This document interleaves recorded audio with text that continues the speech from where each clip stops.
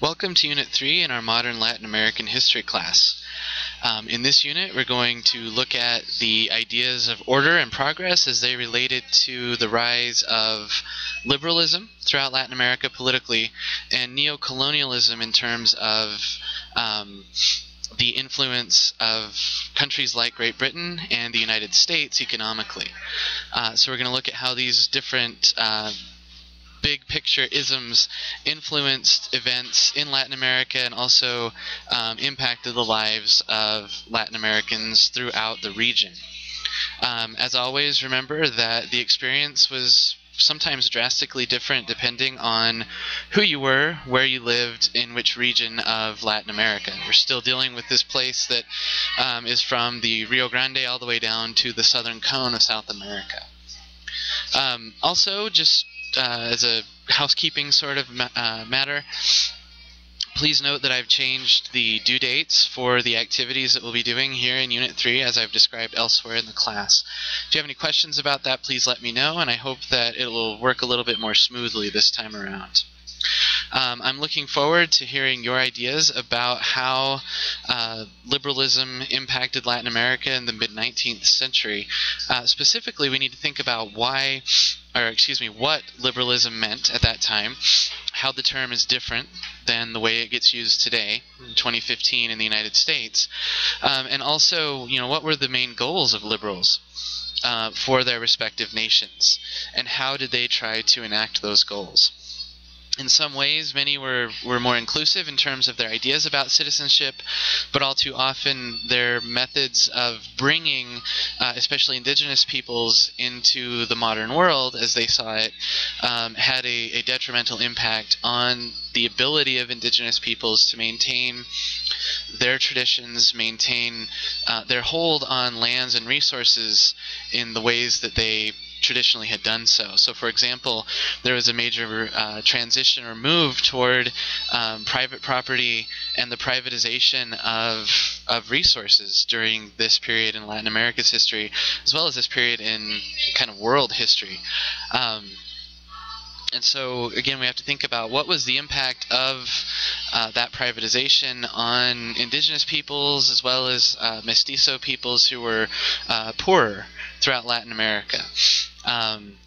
Their livelihoods were negatively impacted in certain ways. Also, we're going to be reading about Canudos in Brazil and the sort of extreme military showdown that came there between the followers of Antonio Conselheiro and agents of the Brazilian state who were trying to assert order and progress in Brazil, and they saw Canudos as a backwards example of kind of indigenous superstition, although those involved weren't necessarily indigenous people.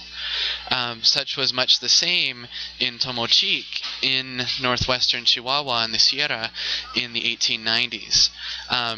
In Chihuahua, going into the 1890s, a lot of people there had, especially men, had formed and laid hold on their claims to power and authority within their local communities based on their ability to wage war against Apaches and other nomadic peoples. By the 1890s, however, that threat had faded, and all of a sudden the people who had been the agents of civilization, who were trying to hold the front lines against the Apaches and other nomadic people, were then cast by agents of Porfirio Diaz's regime as backwards and superstitious and problematic themselves. So within that framework, the people in Tomochic were having a difficult time coming to terms with things like using money rather than barter in their economy. Also, they didn't really understand what the role of the governor should be in terms of the governor of Chihuahua and what his authority over their lives should be.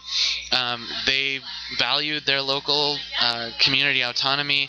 They valued their own ideas about Catholicism, which scholars have termed kind of a folk Catholicism, meaning that their ideas about what it meant to participate in the Catholic faith were heavily influenced by local and even indigenous trends. There were several different people in the Sierra at the time who claimed to be saints or claimed to have special spiritual authority and communication with the divine in the 1890s as well, and the mainstream Catholic Church viewed those kinds of beliefs as unorthodox and an affront to their ability to centralize belief. So anyway, I've described a lot of disparate things coming together here. In Tomochic in 1891 and 92, one of the village leaders named Cruz Chavez, who had been given authority over the chapel, saw the gift of one of the paintings of the Virgin Mary to the governor as a violation of the community's spirituality. Many of the people, like Chavez in the community, considered the painting itself to have important spiritual value. Over time, over the next couple of years, Chavez's resistance to the kind of centralizing tendencies and the movement toward order and progress in Tomochic and Chihuahua, not only from Mexico City, but also from Ciudad Chihuahua itself, right, not itself, Ciudad Chihuahua as well, led him and some followers to take up arms against the federal government and the government of Chihuahua. In doing so, they looked to the Santa Teresa of Cabora, who was a folk saint in Sonora, who then crossed into Texas later on and was seen as an enemy of the state, of the Mexican state, for inciting rebellions. They looked to her for authority. Much like in Canudos, the Mexican government had to raise several different armies, several different campaigns, spend a lot of money, a lot of manpower, and a lot of bloodshed in order to finally bring the Cruz Chavez's rebellion under control. And I mean, in the end, it was a massacre in Tomochic of Chavez and his followers.